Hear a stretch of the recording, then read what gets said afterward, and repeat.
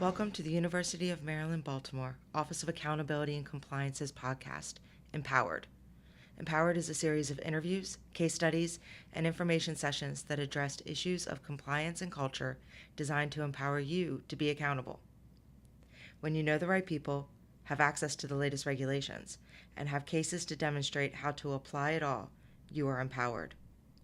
A listing of OAC's podcasts can be found at www.umaryland.edu/OAC. It is my pleasure to introduce Dr. Nancy Lowitt, the Associate Dean of Faculty Affairs and Professional Development, Chief Conflict of Interest Officer, and Assistant Professor of Medicine from the School of Medicine. Dr. Lowitt has worked for more than 20 years to promote integrity in the medical profession and at the School of Medicine. The continuing medical education program under her leadership is accredited with commendation by the Accreditation Council for Continuing Medical Education. Dr. Lowitt has been responsible for developing policies which have been recognized as models and given an A grade by the American Medical Student Association that align with federal and state requirements and guidelines regarding conflicts of interest. Dr. Lowitt has also worked collaboratively with the School of Nursing and the School of Pharmacy on developing and certifying interprofessional continuing education activities on ethics and clinical practice. Thank you so much for joining us today. Thank you for having me.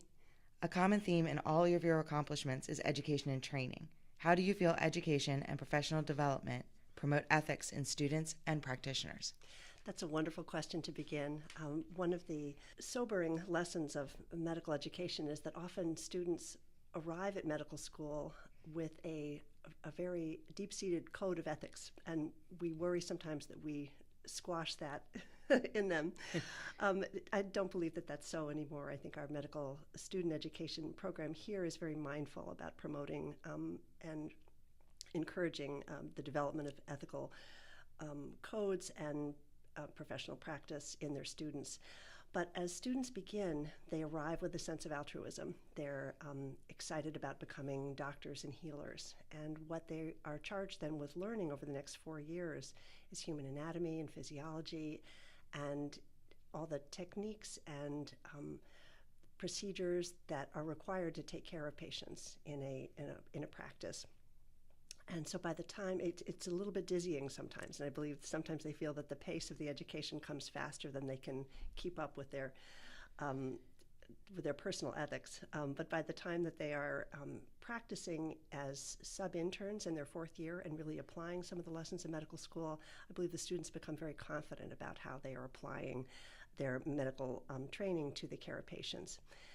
There's a wonderful moment in medical education. It actually comes at the end of medical school, but it's not the end of their medical education, where at graduation, the students stand and all the physicians in the audience stand, and we all recite the Hippocratic Oath together. And this is the first time that medical students speak to the aspirational code of the Oath of Hippocrates and speak to the importance of swearing that they will perform their art, that they will do no harm, that they will protect the confidentiality of their patients, etc. And it's a nice moment also for practicing physicians to revisit that oath in that moment. But that's only the beginning, really, of their medical education. And there is graduate medical education where they work in clinical settings, in supervised clinical settings, and continue to learn.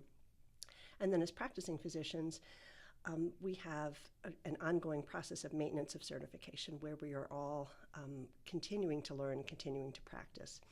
One of the focuses of our office is actually on a very interesting group of courses that are interprofessional continuing education courses in professional ethics, where we bring together practitioners from nursing, pharmacy, medicine, and we also bring in leaders from faith communities, from all different faith communities that are represented in Baltimore, so that we can learn from one another what our language for patient care should be, how to respect the different faith traditions of the patients we care for.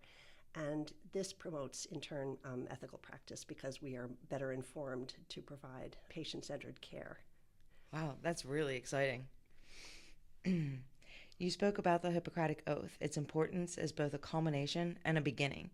Can you tell us a little about what it means to students as they transition to professionals? Yes, there are a couple moments during medical student education where we pause really to reflect on the development of their professional identity. And the first comes early in their first year, where they are given a white coat and begin to reflect on what that white coat means. It both signifies your professional stature as somebody who's part of a care team to take care of somebody, and it's worth reflecting on the fact that it can be a barrier. It sets you apart from your patients, and sometimes we have to actively work to accommodate that barrier to make sure the patients feel comfortable talking with us and not that we are distant from them. But the Oath of Hippocrates is a wonderful one. There are several oaths, but it's a very traditional oath, and as I mentioned before, it's an aspirational oath where we pledge that we will do these things. And in a way, it's a group experience where we all swear to a code of ethics that we'll share. And what this has meant to the medical profession over time is to demonstrate to others that we are a self-policing professional group, as many professional groups are, and that we are accountable to one another as well as to ourselves and to our oath. We've found over the years that that's not enough, and that it is important to have external accountability as well. Mm-hmm. But that's the point of the oath. Really, it's the students' first time of saying this as doctors, and it has great meaning for everyone. That's fantastic. How do you feel accountability to the ideals of ethics and integrity is best achieved? Another wonderful question. And as I reflect on this, I think that a code of ethics is something that you carry internally. You might swear to or pledge to follow a code of ethics. But integrity is how your behavior is observed over time. And so if you act in according with your code of ethics, then you're said to have integrity. And so the balance of the two is very important, I believe. It's an individual journey for individual practitioners, and yet we've learned a lot in recent years that individual practitioners are limited in what they know about how their behavior is impacted by other influences and how they are perceived. One example of this, and this has informed a lot of my work in recent years, is that as medical industry, pharmaceutical companies, et cetera, have been growing and developing wonderful products, sometimes in collaboration with our scientists here at the University of Maryland, their marketing divisions have become very adept at gaining influence among physicians, just as marketers do everywhere. But physicians have been uniquely unwilling to see how influenced they've become in just the simple act of bringing pizza or food to a conference can create a sense of goodwill on the part of the physicians. There were other practices where they would leave samples of medications that we could practice, begin to use with patients. And all of this were ways that industry would get us used to using their products. There were some practices where companies would hire physicians to do speaking for them, promotional speaking. All different, any relationship really that involves the transfer of a gift or money serves to purchase influence to some degree. And this has been a surprise to physicians to find out how even small gifts can purchase influence. And so what we've found over time is that in order to keep that influence from pharmaceutical companies away from the decisions around medical practice, which should be guided by integrity and the needs of the patient, we've found that the process of needing to disclose publicly the receipt of gifts and any financial interests related to industry has been very important. It helps us reflect on our practice, as well as it allows the public to see that we are engaged in the process of wanting to be transparent, of wanting to be sure that we are not being influenced by the relationships we have. That's really exciting. Talking about that, as part of your efforts as a conflict of interest officer, what is the one thing you would like to remind our community when it comes to integrity, both real and perceived? That's a wonderful question. I think the most important thing for individual physicians is to continue to act with integrity and to act according to your code of ethics and to what you believe to be true, but also to be open to what you may not know about your behavior or about your patient or about a situation.